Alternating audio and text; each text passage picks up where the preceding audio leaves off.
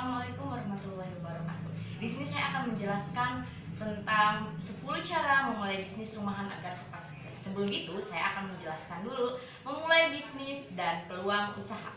Yang pertama, tahapan memulai bisnis baru yaitu ada ide, sumbernya yaitu dana, sumber daya manusia, barang, lokasi, dan lain-lainnya. Lalu yang ketiga, objek bisnis memiliki pasar atau usaha tersebut. Lalu memperhatikan peluang pasar sebelum produk diciptakan. Nah, apa sih ide bisnis itu? Ide bisnis yaitu respon seorang atau sekelompok orang suatu organisasi untuk memecahkan masalah yang telah teridentifikasi di masyarakat atau untuk memenuhi kebutuhan yang diinginkan di sebuah lingkungan masyarakat, pasar, komunitas, dan lain-lain. Bagaimana sih mendapatkan ide bisnis yang bagus? Nah, saya akan memberitahu ide bisnis yang bagus itu seperti apa. Yang pertama, dan juga mengapa Anda harus menghasilkan ide-ide bisnis. Yang pertama itu Anda memerlukan sebuah ide untuk bisnis, dan ide itu harus ide yang bagus. Nah, biar untuk merespon kebutuhan pasar. Terus untuk merespon perubahan mode dan kebutuhan. Lalu agar tetap bertahan dalam persaingan, tidak bangkrut ya, selalu bertahan dalam semua persaingan bisnis pasar tentunya. Lalu untuk memanfaatkan teknologi guna melakukan segala sesuatu secara lebih baik. Nah, selanjutnya karena siklus produk. Lalu yang ketujuh, untuk menyebar resiko bisnis dan menekan terjadinya kegagalan. Lalu sumber-sumber ide bisnis apa aja sih? Ada hobi atau minat, keterampilan, waralaba, media massa atau koran, pameran, survei, keluhan-keluhan, curah pendapatan, dan kreativitas. Lalu nih, perintis usaha baru, starting, yaitu membentuk dan mendirikan usaha baru dengan menggunakan modal, ide, organisasi, manajemen. Lalu yang kedua itu bisa membeli perusahaan orang lain, yaitu dengan membeli perusahaan telah didirikan atau dirintis dan diorganisir oleh orang lain dengan nama goodwill dan organisasi usaha yang sudah ada. Nah, kerjasama manajemen yang ketiga itu yaitu suatu kerjasama antar entrepreneur dengan perusahaan besar dalam mengadakan persetujuan jual beli hak monopoli untuk menyelenggarakan usaha. Nah, bentuk usaha yang akan dipilih ada banyak macamnya, yaitu perusahaan perorangan, yaitu suatu perusahaan yang dimiliki dan diselenggarakan oleh satu orang. Yang kedua itu persekutuan. Persekutuan itu apa? Yaitu suatu asosiasi yang didirikan oleh dua orang atau lebih yang menjadi pemilik bersama dari suatu perusahaan. Yang ketiga perseroan. Perseroan itu apa sih? Suatu perusahaan yang anggotanya terdiri atas para pemegang saham yang mempunyai tanggung jawab terbatas terhadap utang-utang perusahaan sebesar modal disetor.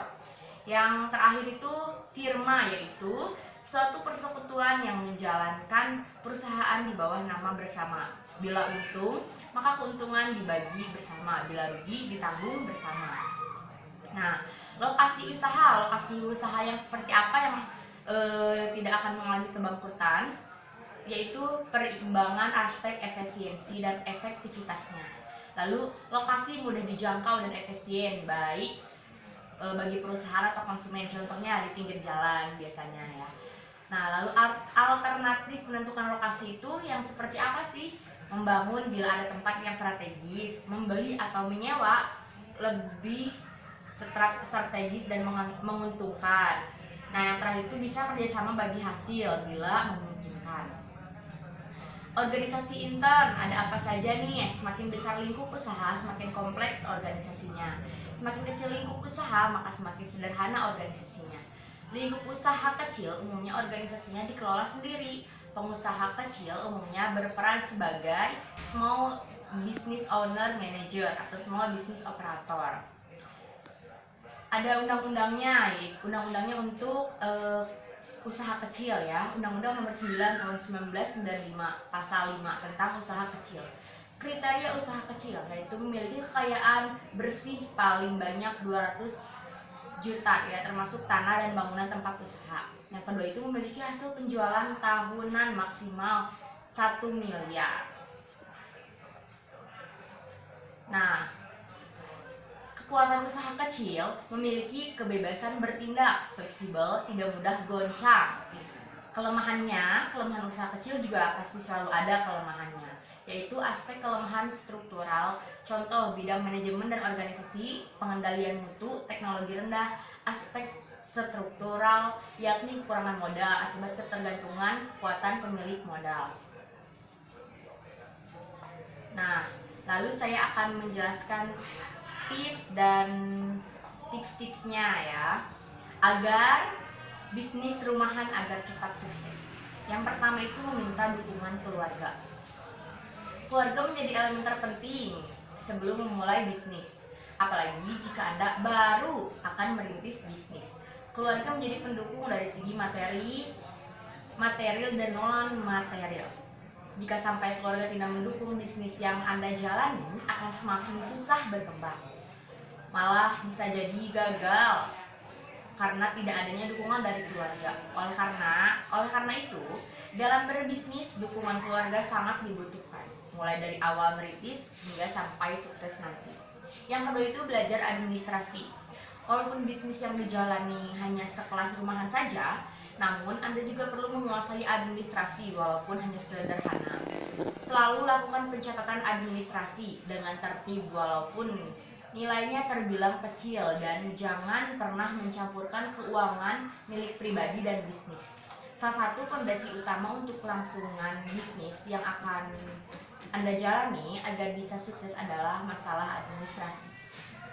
Lalu, jauhkan pikiran dari kegagalan. Setiap bisnis hanya memiliki dua pilihan, yaitu sukses atau gagal. Seorang pembisnis sejati tidak akan pernah merasa takut gagal. Walaupun masih menjadi pemula, jika dari awal sudah merasa tidak yakin dengan bisnis yang dijalani, maka dapat dipastikan ke depannya bisnis akan mengalami kegagalan. Mental pembisnis biasanya akan kuat seiring berjalannya waktu dan rintangan yang telah dihadapi. Butuh proses panjang agar dapat meraih kesuksesan. Jadi, tanyakan pada diri sendiri, kuat mana antara berpikir sukses dan gagal sebelum memulai bisnis. Juga, kita bisa menentukan visi dan misi bisnis. Jadi, menentukan visi dan misi penting untuk menentukan arah tujuan bisnis ke depannya.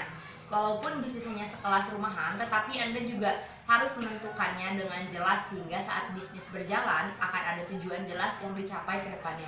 Tidak asal hanya berjalan, tetapi harus mempunyai target. Tanpa adanya visi dan misi, apa yang menjadi tujuan dan bagaimana cara mencapai tujuan itu menjadi sulit untuk dicapai. Lalu hitung kebutuhan modal. Anda tidak akan menjalankan bisnis jika modal yang Anda miliki belum cukup. Hitung secara teliti mana saja kebutuhan yang paling penting agar bisnis bisa berjalan. Hindari pembelian barang-barang yang dirasa belum perlu. Selain itu, Anda juga dapat memanfaatkan apa yang ada di sekitar rumah untuk memulai bisnis seperti halaman, garasi, dapur, peralatan masak, dan lain sebagainya.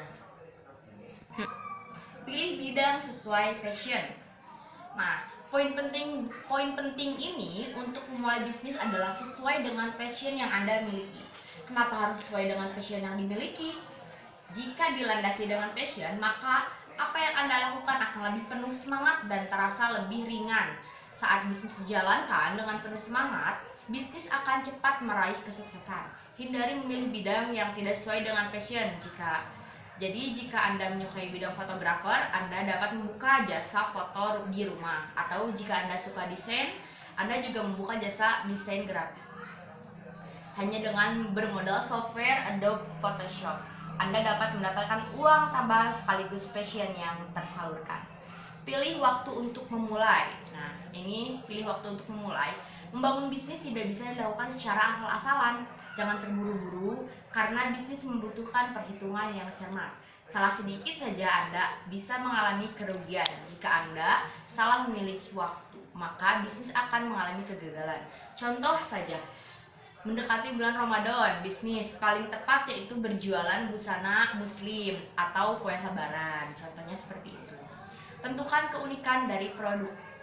Nah, produk yang Anda jual itu harus memiliki keunikan sendiri, yaitu apa nih? Contohnya, agar produk yang Anda miliki dapat diterima baik oleh konsumen, Anda harus memiliki produk yang lebih unik dibandingkan produk sejenisnya.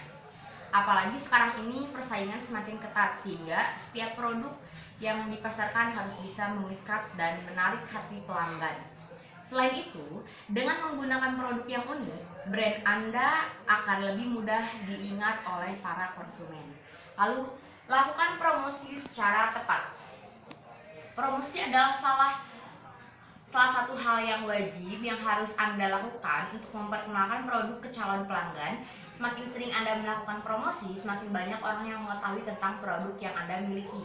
Dalam hal promosi, agar tidak terlalu banyak uang yang dikeluarkan, maka target promosi haruslah tepat. Anda dapat mencoba mempromosikan produk Anda melalui Facebook atau Instagram dan lain sebagainya ya untuk menang tersebut. Nah, kedua platform tersebut dapat menentukan target sesuai apa yang diinginkan. Lalu berikan yang terbaik. Ada pepatah mengatakan bahwa pembeli adalah raja. Maka sudah sepantasnya Anda memberikan yang terbaik untuk pembeli agar mereka merasa puas. Jika pembeli merasa puas, maka nanti biasanya mereka akan datang kembali dan menyarankan kepada orang lain untuk datang ke bisnis yang Anda miliki untuk mencoba, misalnya kalau membuat produk makanan, untuk mencoba makanan tersebut.